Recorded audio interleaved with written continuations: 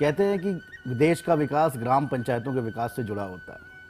ग्राम पंचायत स्तर पर ग्राम प्रधान इस कड़ी की प्रथम भूमिका निभाता है। वर्तमान परिवेश में यदि हम देखें तो आईटी एवं डिजिटल तकनीकों का किसी संस्था के विकास में अत्यंत महत्वपूर्ण योगदान होता है। इसी के दृष्टिगत पंचायती राज मंत्रालय भारत सरकार द्वारा देश की समस्त ग्राम पंचायतों के लिए वर्ष 2020 में ई ग्राम स्वराज एप्लीकेशन सॉफ्टवेयर का शुभारंभ किया गया।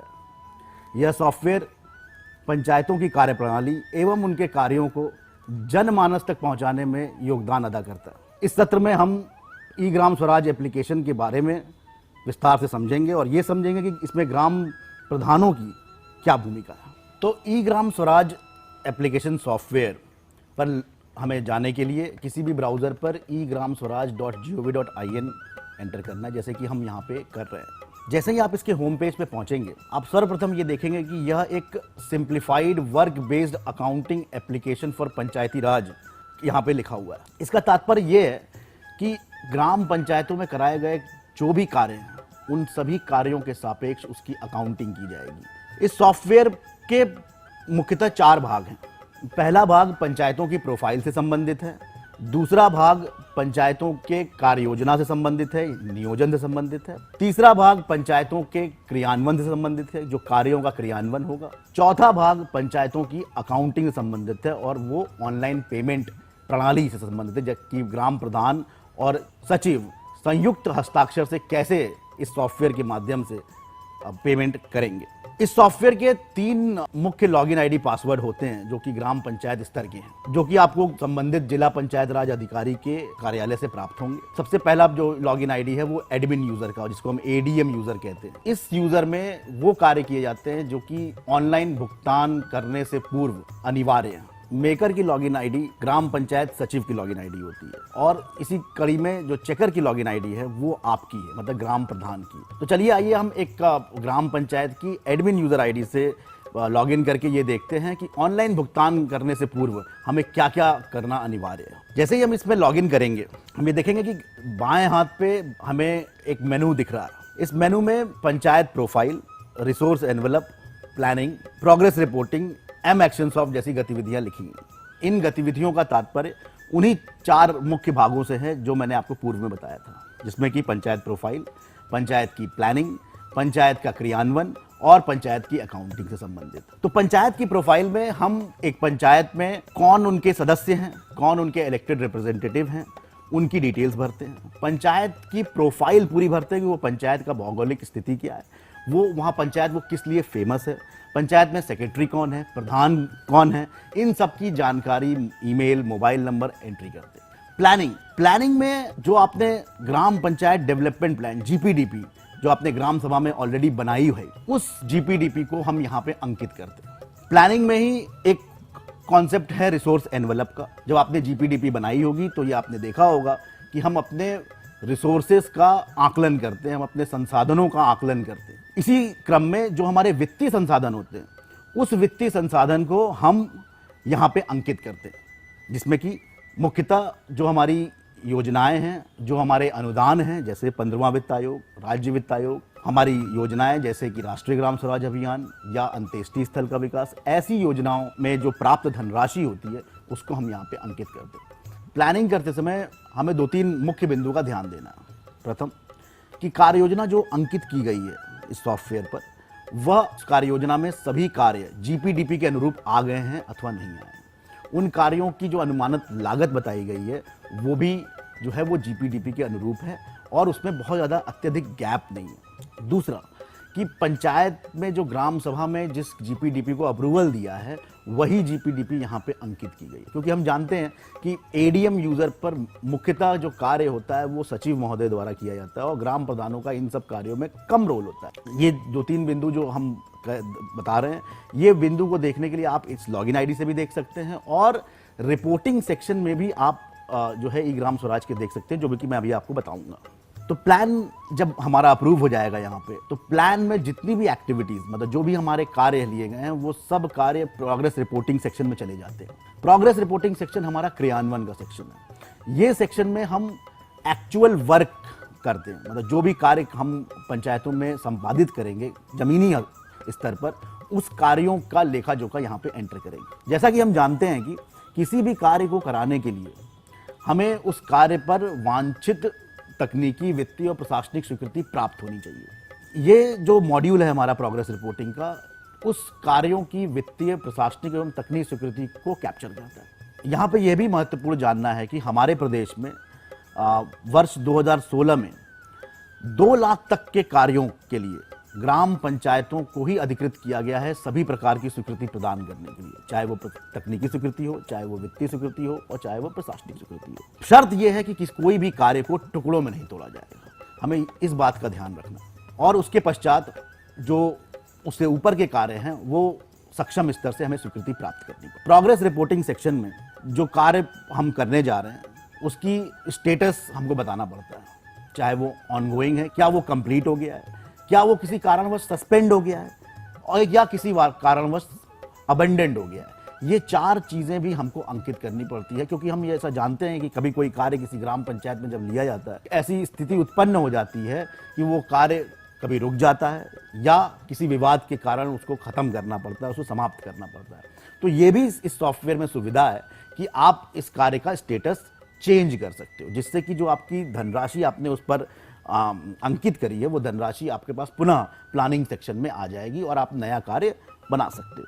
प्रोग्रेस रिपोर्टिंग में कार्यों के अनुमोदन के पश्चात हमें प्रत्येक कार्य की भौतिक प्रगतिवार जियो टैगिंग करनी होती है। यह जियो टैगिंग हम M action soft mobile application के माध्यम से करते हैं। यह एप्लीकेशन पंचायती राज मंत्रालय द्वारा ही विकसित किया गया है, जिससे कि हम स्टेज वाइज प्रत्येक कार्य की जियो टैगिंग एडमिन यूजर के माध्यम से ई ग्राम स्वराज पर अंकित कर देते हैं। यह जियो टैगिंग अंकित करना इसलिए भी अनिवार्य है क्योंकि बिना इसके अंकित किए हम ऑनलाइन पेमेंट भुगतान नहीं कर पाएंगे किसी कार्य के अगेंस्ट। ऑनलाइन पेमेंट प्रणाली को समझने के लिए हमें एक और सॉफ्टवेयर के बारे में भी समझना पड़ेगा, क्योंकि यह सॉफ्टवेयर ई ग्राम स्वराज से इंटीग्रेटेड है और यह सॉफ्टवेयर के माध्यम से ही ऑनलाइन पेमेंट प्रणाली को हम क्रियान्वित करते हैं। इस सॉफ्टवेयर का नाम है PFMS, जिसको हम पब्लिक फाइनेंशियल मैनेजमेंट सिस्टम कहते हैं।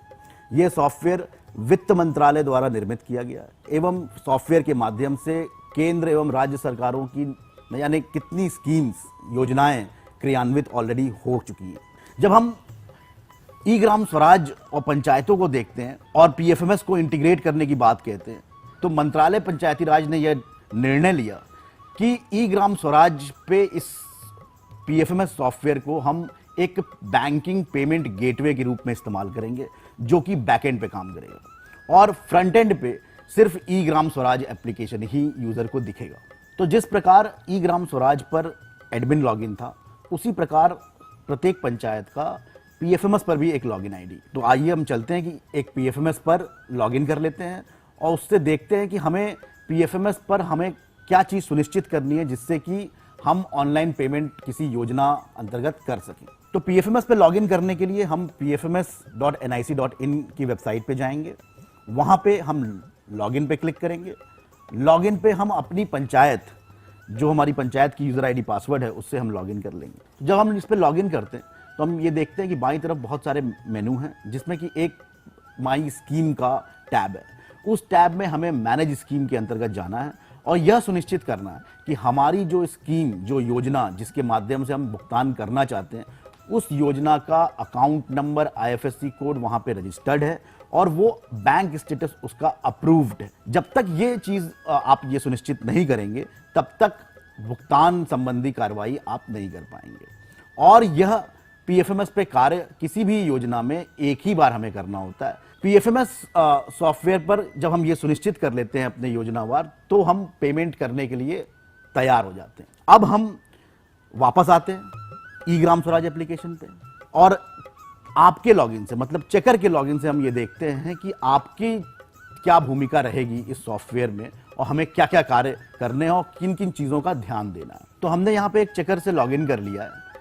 इस चेकर में आपको मेनू कार्ड में 2 चीज़ें दिखेंगी, एक यूज़र मैनेजमेंट और एक मास्टर एंट्री। यूज़र मैनेजमेंट में आपको अपनी प्रोफाइल यहाँ पे अंकित करनी होती है। यहाँ पे जो प्रोफाइल है, ये जब आप फर्स्ट टाइम लॉगिन करेंगे तो आपको प्रोफाइल अंकित करनी होती है। जब दोबारा लॉगिन करेंगे तो इस प्रोफाइल में आपको अपडेट करने का ऑप्शन मिलता है। ये प्रोफाइल आप अपडेट कर लें। यहाँ पे मोबाइल नंबर, यहाँ के पर ईमेल आईडी जो आप लिखें वो अपनी लिखें और इसका अप्रूवल एडीओ पंचायत से लेना अनिवार्य है। इसी प्रकार जब हम मास्टर एंट्री में जाते हैं तो हमें डीएससी से संबंधित चीज़ें मिलती हैं कि आप अपनी डीएससी यहाँ पे रजिस्टर कर लें, डीएससी को योजनावार जनरेट कर लें। डीएससी के अनुमोदन उपरांत आप पेमेंट फाइल पर साइन करने के लिए तैयार हो जाएंगे। यह पेमेंट फाइल आपको मेकर मतलब जो हमारे पंचायत सचिव हैं उनके माध्यम से ऑनलाइन प्रेषित की जाएगी। अब ये पेमेंट फाइल किसी वेंडर के लिए हो सकती है, किसी बेनिफिशियरी के लिए हो सकती है, उस पे आपको अपना अनुमोदन प्रदान करना है डिजिटल सिग्नेचर के माध्यम से। तो अब आप अगर इस स्क्रीन पे देखेंगे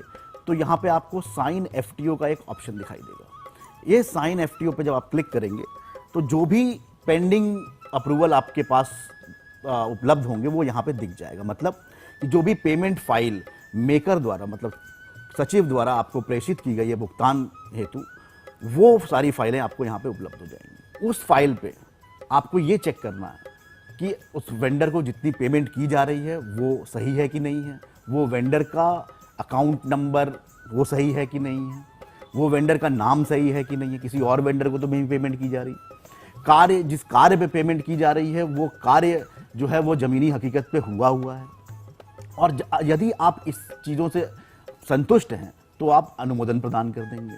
नहीं संतुष्ट हैं तो आपके पास यहाँ पे दो ऑप्शन आते हैं, या तो आप इसको रिजेक्ट भी कर सकते हैं या मेकर को रिवर्ट भी कर सकते हैं। आप फिर से उनको वापस भेज सकते हैं कि आप इसको सही करके दोबारा भेजिए। यदि आप संतुष्ट हो जाते हैं तो आपको अपने डिजिटल सिग्नेचर जो आपके पास डीएससी जो मिली है उस डीएससी से आपको यहाँ पे अप्लाई डीएससी करना है उस भुगतान पे। हर पेमेंट जो वाउचर क्रिएट होता है हमारे यहाँ उसका एक एफटीओ जनरेट होता है, उस प्रत्येक एफटीओ पे आपको साइन करना होगा। जब तक आप ये साइन नहीं करेंगे मतलब जब तक आप ये अनुमोदन डिजिटल सिग्नेचर के माध्यम से किसी पेमेंट पे नहीं देंगे तब तक भुगतान नहीं हो सकती। यहाँ पे भुगतान प्रणाली संपन्न होती है और जैसे ही आप साइन कर देते हैं वो भुगतान पीएफएमएस को चला जाता है किसी वेंडर या लाभार्थी को पेमेंट करने के।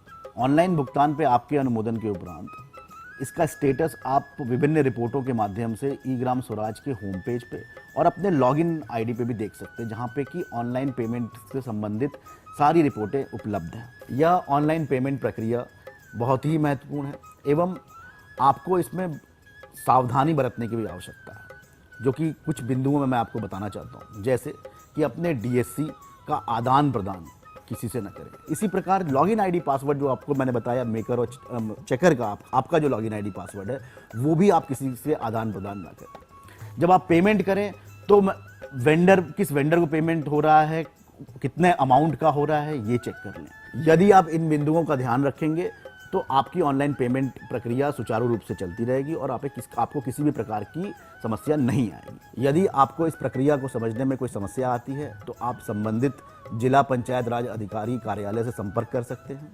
यदि किसी कारणवश आपकी समस्या का निराकरण जनपद स्तर से नहीं हो पाता है तो आप राज्य स्तर पर पंचायती राज विभाग के RGSA सेल मतलब राष्ट्रीय ग्राम स्वराज अभियान सेल से संपर्क कर सकते हैं। अंत में मैं आशा करता हूं कि आपको इस सत्र से लाभ मिला होगा एवं ई ग्राम स्वराज एप्लीकेशन सॉफ्टवेयर को समझने में आपको सहायता प्राप्त हुई होगी। इसी के साथ मैं आपसे विदा लेता हूं। धन्यवाद।